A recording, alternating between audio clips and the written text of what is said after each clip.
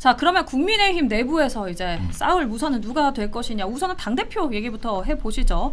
자, 김문수, 안철수, 장동혁, 조경태 국민의힘 당대표 후보 7일 예비경선 통과해서 본경선 진출했습니다. 주진우 후보 탈락했습니다. 예상했던 결과셨어요? 사실은 어떤 패널분께서 저한테 그런 말씀 하시더라고요. 사실 이 당대표를 나가는 것도 비용이 꽤 많이 드는데 주진우 후보는 사실 왜 그렇게 당대표를 하겠다고 결심을 했는지, 그리고 어떤 목적이었는지 사실 잘 몰랐는데 이번에 당대표를 나간 것 같다. 근데 아마 주진우 후보가 떨어지지 않겠냐라는 예상이 사실 많았던 건 사실이에요. 그래서 어떻게 예상하셨습니까? 뭐 이렇게 예상은 했던 것 같습니다. 왜냐하면 주진우 후보 같은 경우가 부족해서라기보다는 다른 후보들이 사실은 다 대선급이에요. 그러니까 지금 다른 후보들이 대다수가 대선급이고 또 지금 초선인 후보 자체가 지금 주진우 후보뿐이었기 때문에 아무래도 뭐 인지도 같은 면에서 좀 밀리지 않았나 싶습니다. 그리고 선거운동 기간이 앞서서 이제 뭐 시작된 지가 얼마 되지 않았기 때문에 그 시간이 굉장히 짧았다라고 생각됩니다. 네. 그럼에도 불구하고 우리 당의 젊은 인재들께서 이러한 장에 나와서 국민들께 비전을 이야기하고 얼굴을 알릴 수 있는 것은 굉장히 큰 용기가 필요한 일이고 바람직하다라고 개인적으로 생각합니다. 그래서 주진우 후보 비록 컷오프 되셨지만은 네, 힘내시길 바라고 우리 당을 위해서 그리고 대한민국 위해서 더 많은 비전 보여주시기를 바랍니다. 네. 그 과반, 그러니까 네 분 중에 이제 과반 투표자 없을 경우 1위하고 2위하고 이제 결선 투표 가잖아요. 결선 투표 갈 거라고 보세요? 저는 개인적으로 갈 거라고 봅니다. 그러니까 지금 안철수 의원과 조경태 의원이 적게는 25에서 35% 정도를 가져갈 거라고 보고요. 네. 네, 그리고 김문수 후보와 장동혁 후보가 적게는 65에서 많게는 75% 정도 가져가게 될 것이라고 저는 봅니다. 네. 근데 이제 이 표들이 결국엔 50%를 못 넘으면 결승투표 가는 거 아니겠습니까? 그렇죠. 그래서 지금 상당한 비율, 높은 비율로 김문수 후보와 장동혁 후보에게 쏠릴 것이다. 65에서 75%는 득표를 할 것인데 네. 이 표가 한쪽이 50%를 넘기기는 만만치 않아 보인다. 네. 현실상. 네, 그래서 1, 2위를 김문수 후보와 장동혁 후보가 다시 한번 결승으로 다툴 가능성이 저는 상당히 있다라고 분석하고 있습니다. 위원님은 어떻게 분석하셨어요? 저도 그렇게 뭐 결선 투표로 갈 것 같습니다. 왜냐하면 지금 좀 1, 2위 후보가 좀 박빙으로 좀 붙어 있다는 그런 뭐 평가가 많이 나옵니다. 그래서 얼마 전에 뭐 김문수 후보 캠프도 보니까 그리 크게 뭐 1등은 김문수 후보가 1등임은 인정하면서도 아주 대세론을 만들 만큼 그렇게 강하게 달리고 있지는 못하다고 이렇게 자평을 하더라고요. 그러니까 일단 그렇게 갈 것으로 보이고, 일단 뭐 이번 컷오프 결과만 봤을 때로 저는 그 지금 정청래 주의보가 굉장히 그 국힘을 감싸고 있다.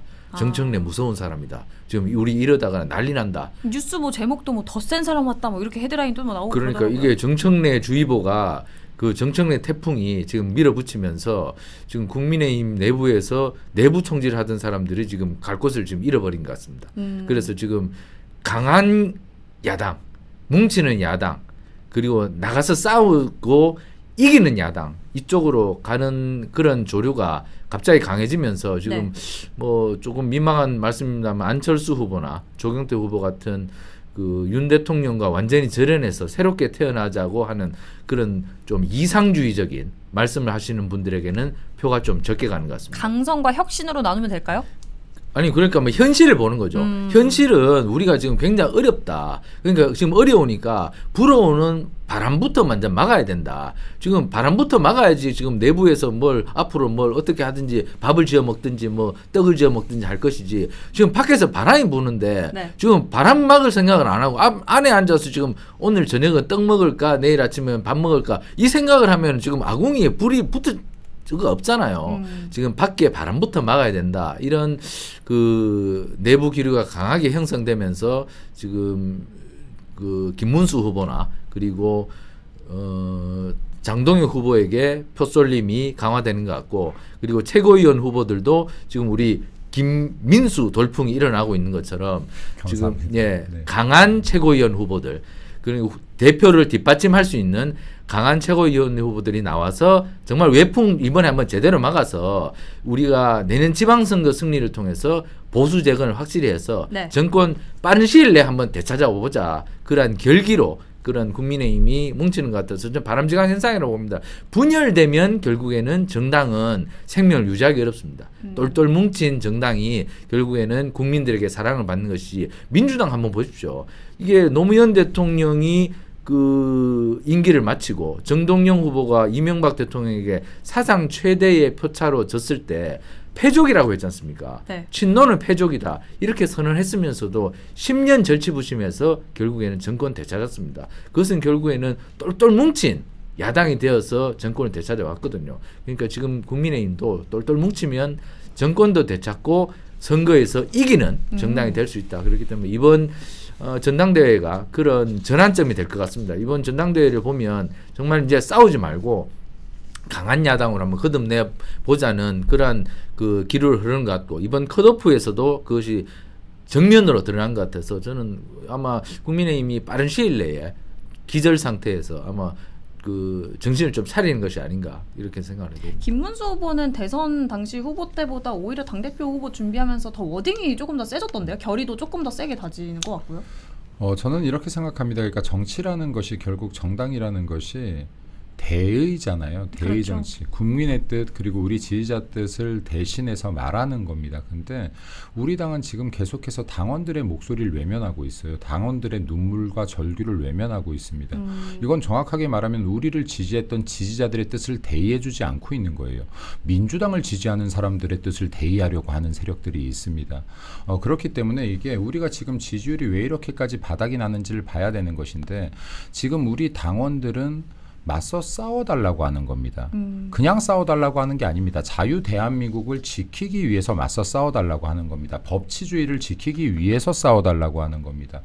자, 여기에서도요, 당내 화합 정말로 중요하죠. 근데 당도 가치 집단이고 이념 집단이거든요. 이거 사교 집단이 아니에요. 무조건 화합을 외친다고 화합이 되지가 않습니다. 강해지지 않습니다. 진짜로 당과 다른 생각을 하는 사람들은 저는 개인적으로 이 집단에서 솎아낼 때 진짜로 단결력이 강화되고 더 센 정당으로 거듭난다라고 봅니다. 저는 김문수 후보가 사실은 이게 대선 기간 동안에 정말로 열심히 뛰었잖아요. 이 과정을 통해서 당원들의 마음을 알고 있다라고 생각합니다. 네. 그럼에도 불구하고 화합을 강조해 왔던 것은 이게 그래도 정치력이 있기 때문이라고 저는 생각하는데요. 저는 정치력이 없으니까 좀 더 강한 워딩을 합니다만은 그래서 지금 이제 이러한 부분들은 사실 마음속으로는 대다수가 비슷한 마음을 갖고 있지 않을까. 당원들께서 외치는 말이 정답이라는 생각을 갖고 있을 거라고 생각되어집니다. 그리고 여기에 지금 후보들 중에서 당원들의 목소리를 아직 잘 못 듣고 이걸 보좌관들에게 의존하고 있는 분들이 계시다면요. 네. 직접 당원들의 목소리, 지지자들의 목소리, 국민들의 목소리를 남을 통해서가 아니라 직접 들어보기를 바란다는 말씀 좀 드리고 싶습니다. 알겠습니다. 제가 질문 하나만 던지고 이제 우리 최고위원님 이제 얘기 좀 더 들어보겠습니다. 자, 이게 광복절이 있기 때문에요. 이제 당대표 얘기하다가 자연스레 인터뷰로 넘어가야 되는데 조국 전 대표 얘기 안 할 수가 없어서 그렇습니다. 조국 전 대표가 지금 계속해서 이제 법무부의 심사 대상에 이제 오른 만큼 사실상 사면 복권 수순 밟고 있는 것이다. 이런 얘기가 나오고 있습니다. 사실은 이 얘기를 저희가 한두 번 한 건 아닙니다. 광복절 사면 너무 이르다, 말도 안 된다 계속해서 이제 패널분들한테 들었었는데, 어쨌든 이제 현실 자체는 이재명 대통령의 결정만 남았다. 결국에는 이제 조국 전 대표 뭐 이제 나올 것이다. 광복절 사면 될 것이다. 이런 얘기가 계속 나오고 있어서 요거 간략하게만 여쭤보고 이제 바로 이제 넘어갈게요. 어떻게 생각하세요, 교수님? 말도 안 되죠. 그러니까 이게 사명 복권 권한이 대통령에 있다라고 해도 지금 조국 같은 자를 가장 1번 사면 대상자로 생각하는 것 자체가 국민을 기만하는 것이다. 조국의 범죄를 가볍게 여기지 말라. 이것은 지금 대한민국의 공정한 경쟁을 무너뜨리는 범죄였다. 그리고 수많은 학생들의 노력을 물거품으로 만드는 범죄였다. 자유민주주의를 지탱하는 아주 중요한 구조 중에 하나가 공정한 경쟁입니다. 이거 자유민주주의를 무너뜨리는 범죄예요. 이런 범죄를 마치 별것 아닌 해프닝으로 만들려고 하지 마라. 네. 내 사명 복권 얘기를 꺼내서도 안 된다라는 말씀을 드리고 싶고요. 반면에 저는 이 이야기는 거의 근기어가 돼서 아무도 안 하는 것 같아요. 근데 또 제가 해야 될 것 같습니다. 서부지법 앞에 우리 청년들이 나섰던 적이 있어요. 네. 그리고 그 청년들 중에 실제로 폭력 행위에 가담하지 않았지만은 고초를 당하고 있는 청년들도 있습니다. 이 청년들, 이건 사명 복권이라고 표현하긴 뭐하지만요, 빠르게 기소 유예 시켜서 제자리로 좀 돌려놔 주시기 바랍니다. 그 중에 대다수는 학생이고 그리고 대다수 회사원입니다. 이런 분들 정말로 다른 때 같으면, 이거 민노총에 있으면 다 훈방 조치예요. 이거 한 명도 안 끌려갔을 겁니다. 대한민국 국민이 진짜 A급, B급 나누는 것처럼 A급은 범죄를 민노총은 범죄 저질러도 돼. 이거는 훈방이야. 민주당을 지지하지 않는 보수주의 국민들은 B급이다. 얘들은 약간만 거슬려도 처벌할 거야. 감옥에 집어넣을 거야. 겁나지. 앞으로는 덤비지 마. 이런 법은 절대 잣대를 대서는 안 된다. 그리고 우리 당에서 조국에 대한 사면에 대한 부분만 싸울 것이 아니라 뒤로 숨지 말고 이거 폭력 정당화하자는 거 아닙니다. 네, 진짜로 폭력 쓴 사람들에 대해서는 처벌하더라도 그렇지 않은 사람들이 지금 그 안에 있다라는 말씀을 드리는 겁니다. 알겠습니다. 위원님 의견도 짧게 들어보고 저희 최고위원님. 네. 3대 특검이 지금 뭐 완전히 뭐 지금 야당을 초토화하는 수준의 그런 수사를 펼치고 있는 상태에서 지금 조국 전 법무부 장관을 사면을 한다면 상대 정파가 이해를 하겠습니까? 저는 이해를 하기 어렵다고 생각합니다. 더구나 이 조국 전 장관은 혐의를 계속 부인했고 법무부 장관 청문회 때도 혐의를 부인했음에도 불구하고 이분이 혐의가 모두 사실로 거의 다 밝혀져서 이렇게 뭐 실형을 살고 있지 않습니까? 그런데 이분이 또 국민들에게 많은 상처를 줬던 것은 이분이 말씀으로는 굉장히 성인무자 같은 말씀을 하셨습니다마는 네. 자기 자녀들에게 특권을 주고 그 특권을 주는 과정에서 반칙을 한 그러한 국민들에게 너무나 큰 상처를 줬기 때문에 국민들은 아직도 이 부분에 대해서 용서를 하기가 힘들 것인데 더구나 이분은 또 특혜를 받은 게 무려 5년 동안 재판을 받았습니다. 제가 무려 5년 사람이 보통 5년 동안 재판받는 경우가 있습니까?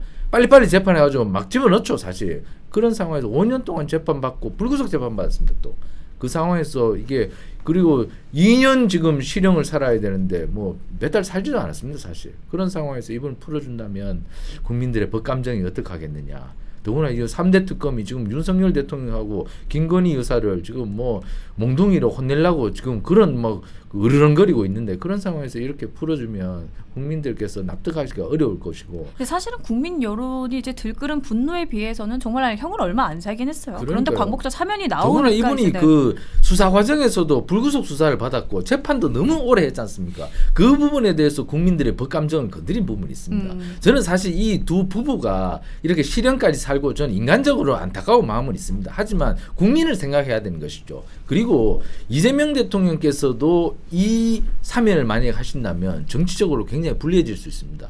이게 조국 전 장관의 조국혁신당이 지난 대선 때 후보를 내지 않았습니다. 후보를 내지 않는 이유가 있습니까? 그러면 결국에는 이유가 있다고 국민들이 얘기할 거 아닙니까? 아 그래 했구나. 후보 안 내서 이재명 대통령 당선 도와주고 결국엔 사면 받으려고 그랬구나. 이거 나쁜 거래 아닙니까? 정치적으로. 국민들께서 그렇게 생각하신다면 네. 이재명 대통령께서 도덕성 때문에 굉장히 손가락질을 많이 받아왔는데 정통성 시비도 일어날 수가 있습니다. 이렇게 되면. 저는 이재명 대통령께서 그런 어리석은 선택을 하지 않을 것이라고 보면서 이번 8.15 사면에서는 조국 전 장관이 들어가지 않을 거라고 봅니다. 이렇게 정치적으로 부담을 갖고 그리고 국민들로부터 따가운 시선까지 받으면서까지 이 대통령께서 그것을 한다면 이것은 민심을 저버리는 것이죠. 저는 현명한 선택이 있으리라고 봅니다. 조국 전 장관이 그런데 언제까지나 지금 현재 새 정부에서는 이제 민주당과 이재명 정권이 이제 권력을 잡고 있지만 이 조국 전 장관이 평생 함께한다는 또 보장도 없잖아요. 권력은 움직이는 거 아닙니까? 동상이몽이죠. 처음부터 이게 각자의 다른 꿈을 꾸고 있었다. 조국도 결국에는 용꿈 꾸는 사람 아니겠습니까? 나오면 가장 그러니까요. 강력한 정적이 될 거라고 생각합니다. 그리고 지금 이거 몇 달도 되지도 않았는데 뭐 이거 지금 감옥생활 캠프 갔나요? 이거 체험 갔나요? 여기서 들어가서 뭐 스커트나 하고 나오면 되겠다 하더니 지금 몇 달 되지도 않아서 뜨거운 물이 나오지 않는다. 뭐 수필 썼나요? 네. 뭐 남들이 보면 한 20년 산 것 같아요. 네. 이게 본인의 가장 심각한 문제는 죄에 대해서 부끄러워하지 않고 있다는 거에 있습니다. 근데 당당하게 들어가서 웃으면서 운동이나 좀 하고 나오죠. 뭐 여기에 지금 따뜻한 물이 안 나와. 그리고 사면이나 시켜줘. 지금 이러한 범죄를 저지르고 전혀 반성의 기미를 보이지 않고 국민 앞에 정말 죄송해하지 않는 사람을 사면시킨다면 이러한 범죄는 무한 반복될 것이다. 권력자들의 분배. 이 범죄, 권력형 범죄는 이 조국은 정말로 형 다 살고 나와야지 맞다라는 말씀을 드리고 싶고요. 그리고 이재명도 알고 있을 겁니다. 조국을 내보내는 게 본인에게 결코 유리하지 않다. 그럼에도 불구하고 끝까지 살았으면 좋겠습니다.